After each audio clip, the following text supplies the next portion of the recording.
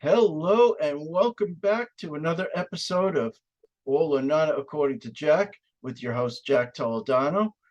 We are talking about top metal albums, and this time it is for 1995. And we had so much fun with Ove Rendum for 1994. We brought him back again. Imagine that. And he's wearing his Misfit shirt.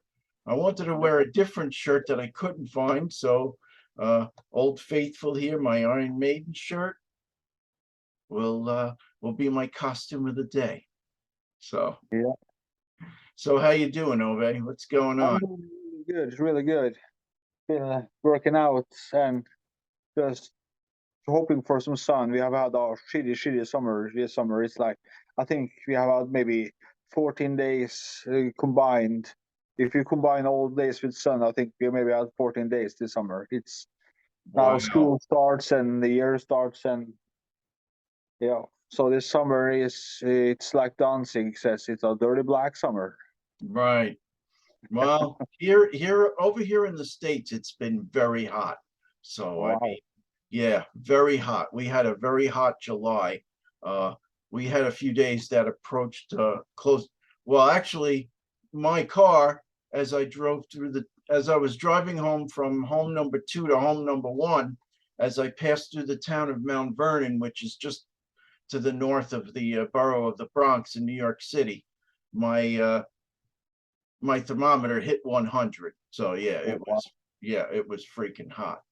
Thank God my air conditioner works, and thank God my black leather seats are actually very comfortable, and they don't really project the heat that much, which is really nice. So, oh Nothing worse than those sticky leather seats. yeah, no, these are good. Yeah. It was a good choice of a car. It's a Toyota RAV4, but Oh, nice. yeah. So in any event, so you were saying that right around this time you're at the age of 14. So Yeah, I really got to understand more. I got a little more money, like from doing chores, and I've been worked extra hard to get enough money to buy the albums, and then get down to the city and pick them up at the record store. And it was a grand time in my life. I wish I could really go back and live it all again because wow, what an yeah, amazing time it was. well, it brings back memories. When I was 13, 14, I had a newspaper route, and that's how I made money to be able to buy. CDs weren't a thing yet. It was just record albums. So uh, and I basically bought them with the money that I made from my newspaper route. And this was in the late 70s, and you had some great music back then. And Kiss was still in their heyday, and this was before we knew that there was any problems within the band, and there was drug addiction and alcohol addiction and all those things that can tear a family and a rock band apart. Yeah. So I just have to shut my door. Hang on. Entertain the crowd. Yeah. Yeah, I wish I lived around that time. That would be nice. Just Well, we need a time machine. yeah. Oh, that would be so nice. Just think what I would do over again. Never saw Led Zeppelin, never saw Van Halen. I would correct those two things right there. Yeah. In any event, we did live 1994 and 1995, excuse me. Uh, it was a great year. My son Jason was born that year. Wow. Yeah, you had some great music back then. Uh, there was a station, 104.3, I believe it was, they used to call themselves Pure Rock. It was a combination of metal and grunge. But I love that station. And about a year or two later, they wimped out and they went back to classic rock. And I was pissed, but I got over it. So, in Yeah. any event, what is your first album of 1995? In 1995, the first album, I remember I visited my real mom. There was a different record store where she lived. It was about 2 hours drive from my foster home, and I bought this album by a Norwegian black metal band that maybe people know is called Dark Throne, Oh, wow. and the album is called Panzerfaust. Okay. It's so funny. So for black metal, do they all use that font of that descriptive writing style? Yeah, that was kind of their thing. Okay. So what could you tell us about that album? This album is the second last of their great period, I would say. It's like they started to change after the next year, and 96, 97, things went to the shit hit the fan here too, just as this has done in America. So this was the last breath of the golden years, as David Bowie would say. Oh, right. And it starts off with a song called En Wind of Sorg. It means a wind of sorrow. It's kind of, because black metal has been pretty fast and stuff. So this album is kind of slower, more darker, and it has faster parts, but it has a more different beat to it. So it was a really interesting album. And then Triumphant Gleam #2, which is a little faster song, and the Hordes of Nebula. Oh, cool. It's the drummer Fenris that he was very much into the cosmic stuff and cosmos and all that stuff. And the Darkthrone is known to be the guys out in the woods because they go out in the nature all the time and they find inspiration in nature, and they have a studio far in the woods too, like a cabin where they do rehearsals and all that stuff. So they keep the spirit alive. Then you have a faster song called Hans Siste Winter, This Last Winter. It's a faster one again. I would play this. I would annoy my real mom, the hell out of my mom with this one. I would play it Remember over that and term over. last winter for when we get into my first album. Oh wow, Yeah. yeah. And then we have a slower one, Behold the Throne of Might. It's a slower, bigger track.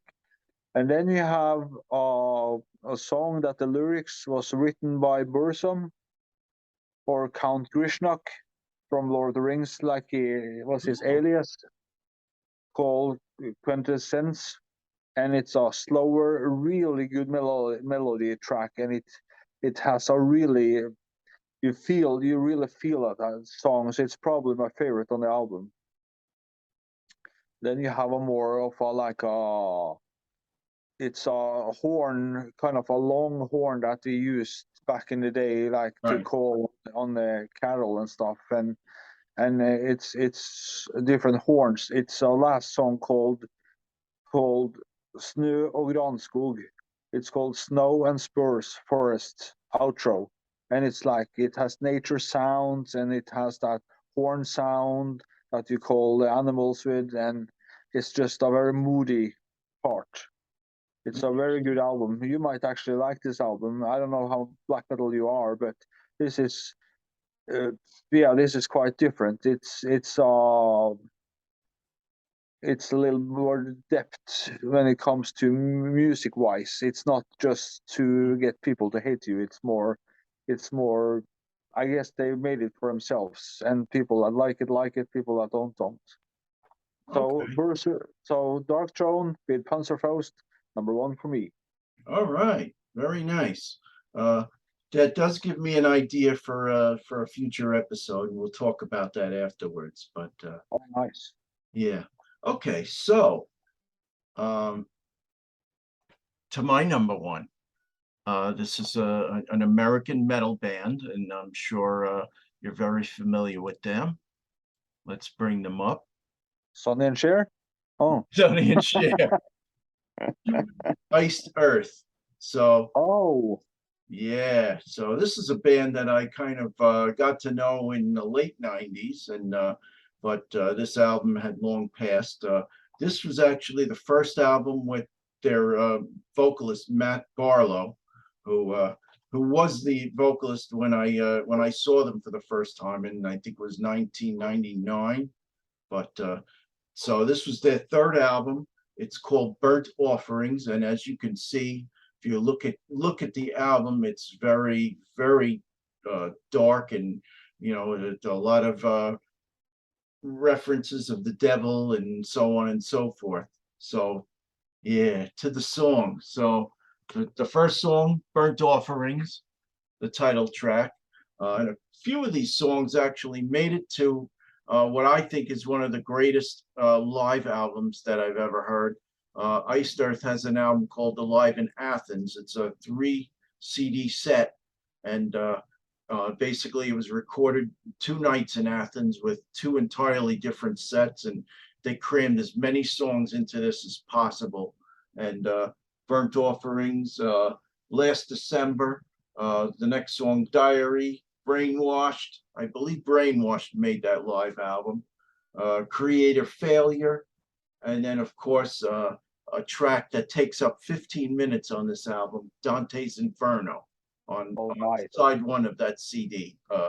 That's the song that they really delve into the devil worship, and and getting down into the depths of hell, and very dark first album for Matt Barlow, but his vocals for the band were right at the time, and he is actually their 3rd vocalist, and the first 2 just didn't cut it for me. But thank God for Matt Barlow.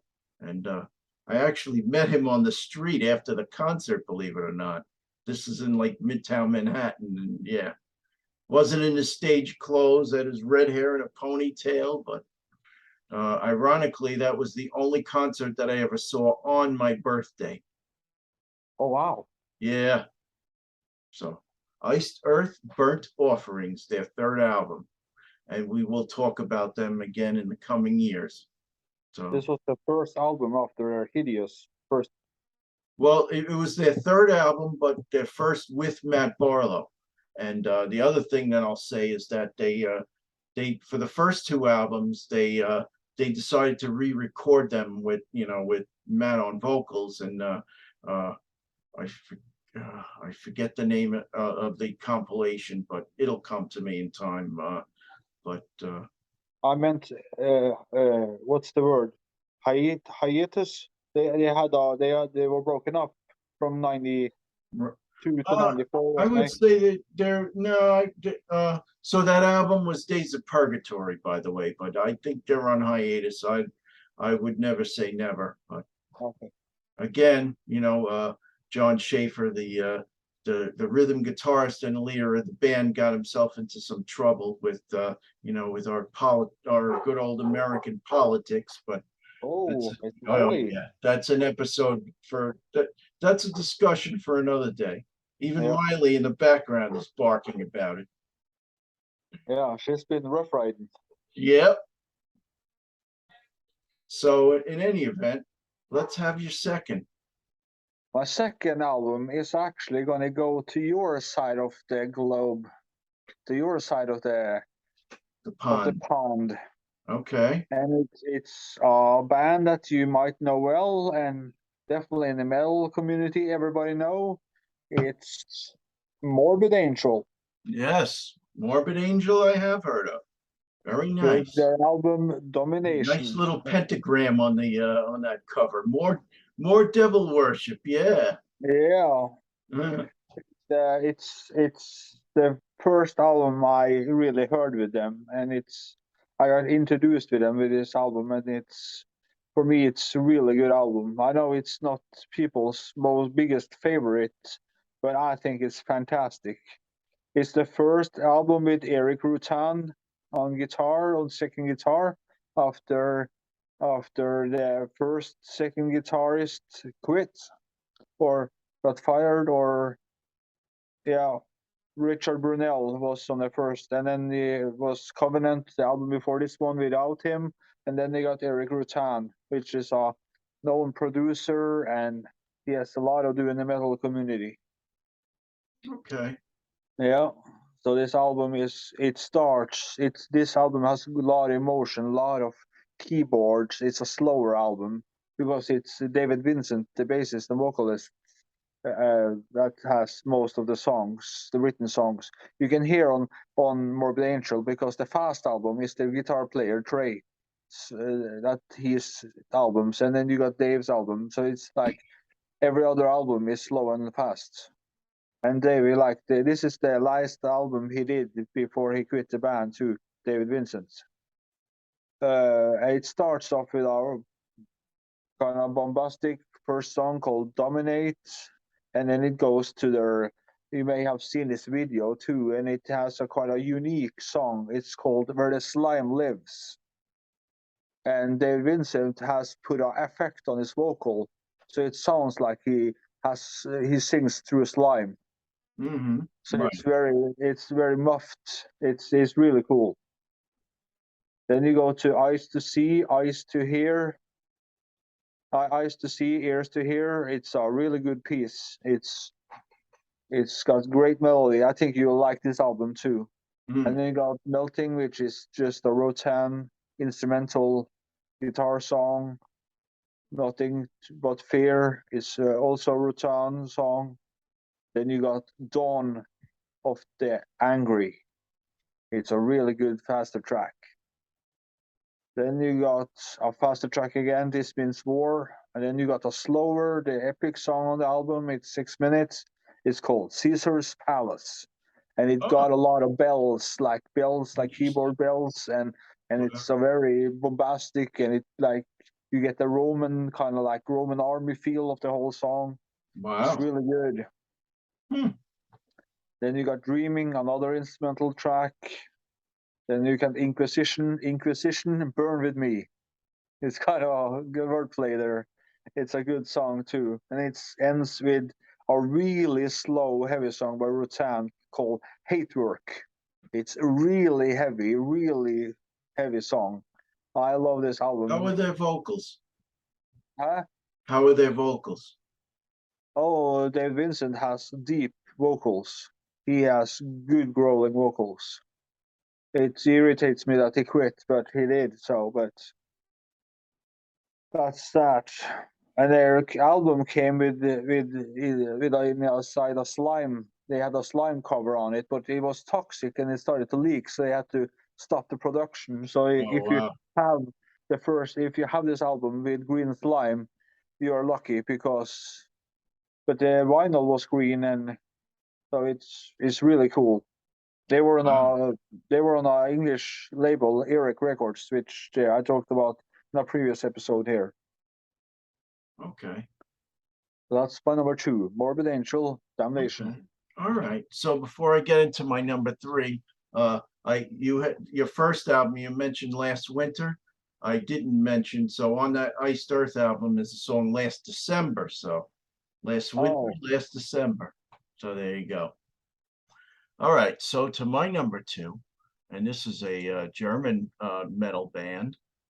oh, you're going my side of the pond. Yes, yes, I am. And it's these guys, Blind Guardian. Oh, those So guys. I know those guys. Blind Guardian. So now they're a metal band, and they're not a very extremely heavy metal band, but they kind of mix it with elements of folk and with elements of prog. So and I love it when they get folksy, but and Yeah. so this album is called Imaginations from the Other Side, and it's their fifth album. So the definite highlight is the title track, Imaginations from the Other Side. Past and Future Secret. It's basically typical, of that folksy sound that they're famous for, whimsical type sound. Let's see, the script for my Requiem, Mordred song. When I first read the title of the song without having heard it, I thought it would be another one of those folksy ballads, but no, it actually is pretty heavy. Then the album rounds out with Bright Eyes, Another Holy War, and The Story Ends. And I did see Blind Guardian. They played in New Jersey a number of years ago with another band that I'm going to talk about next. So stay tuned for in a couple of minutes for that. So to your number three. My number three, we're going back to my native waters here, back to Norway, and we're going to Bergen, to a black metal band that you might have heard been mentioned quite a few times, and it's Immortal. Okay. Wow. Battles in the North. Did they raid Kiss's wardrobe? I think they might like him, yeah. This album, Battles in the North, Either raided theirs or King Diamond's, one of the two. yeah. King Diamond was on that Bergen Festival we talked about Right. in the past. Oh, that was just in Norway, correct? Yeah. And another correction, I couldn't remember his last name, but it was Nick Franco that was with Ryan Scow, and Right. they came over to Norway and took some amazing pictures, and yeah, I'll have to get there someday, hopefully. Yeah, definitely. So this album is the fastest. Immortal is one of those that plays the fastest. I don't think there was a faster band at that time when they were in their prime. Mm-hmm. And this album it's said in the later times that it's speeded up a bit. The drums are speeded up a bit because they had to get the best drummer we have, Hellhammer, to go with them on tour to manage to play this album live. But who cares? It's really good. And it starts off Battles in the North. It's really majestic. They are into mountains, like Darkthrone I previously mentioned. They are in the past, they are into forests and stuff, and Immortal are into the mountains. So our nature is the basic element here. And then we go to Grim and Frostbitten Kingdoms. It's another. I can't really say too much about the songs here because they just got to be heard because they're so fast and powerful. Great, awesome. Then we go into next songs with Descent into Eminent Silence, and it's not silence. Right. Then we go to Thrown by Black Storms, another ravishing good track. And then you have a different kind of a little more different melody called Moonrise Fields of Sorrow. Wow. Then we go up again to the Cursed Realm of the Winter Demons. Wow. Yeah, I got some amazing tracks here. At the Stormy Gates of Mist, the next one is a short blast in the face one.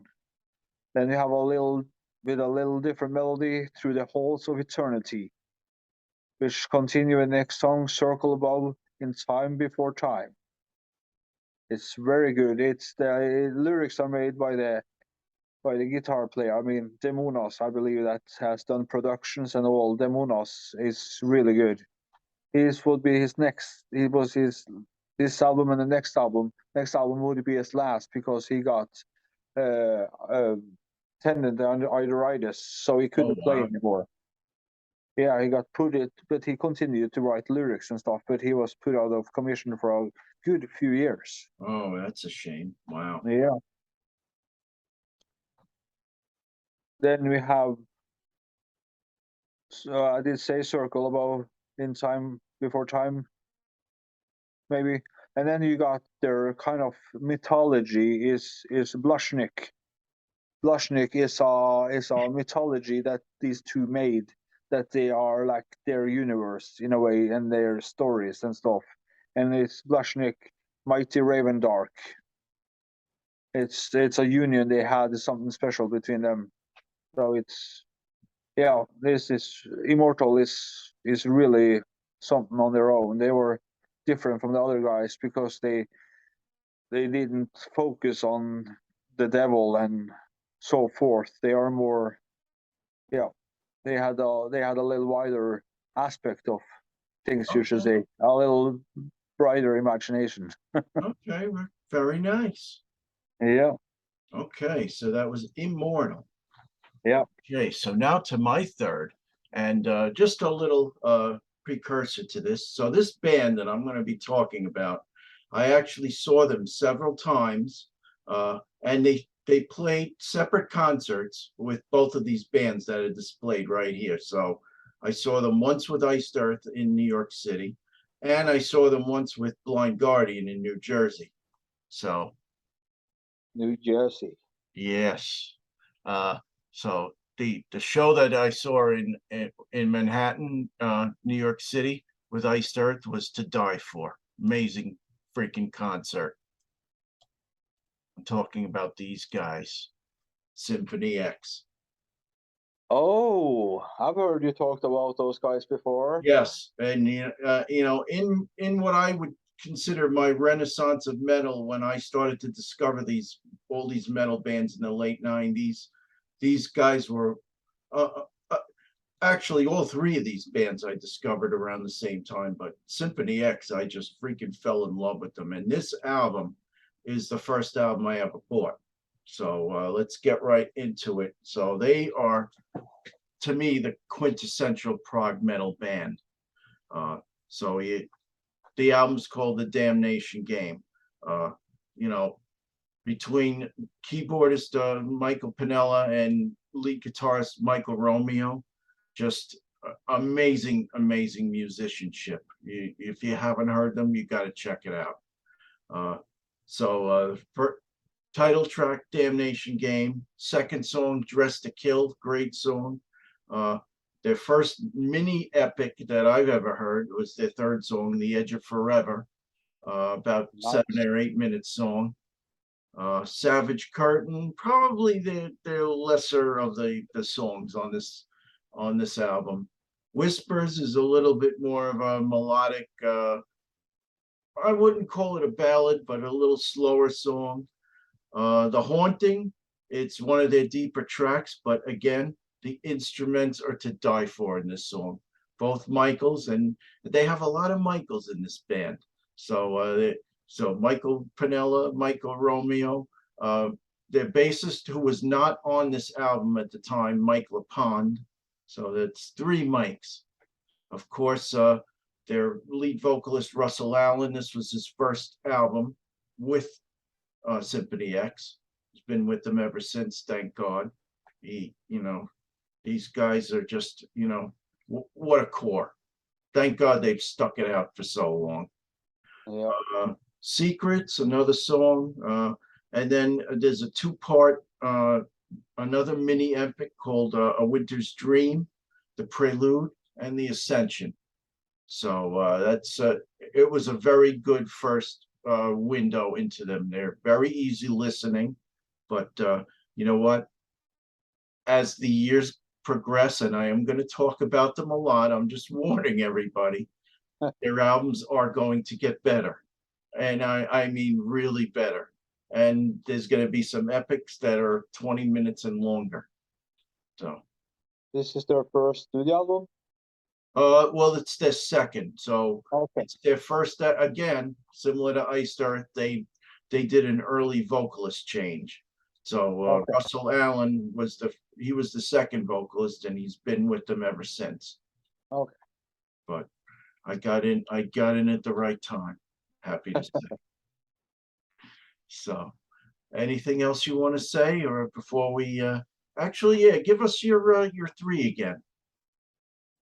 Yeah, my 3 are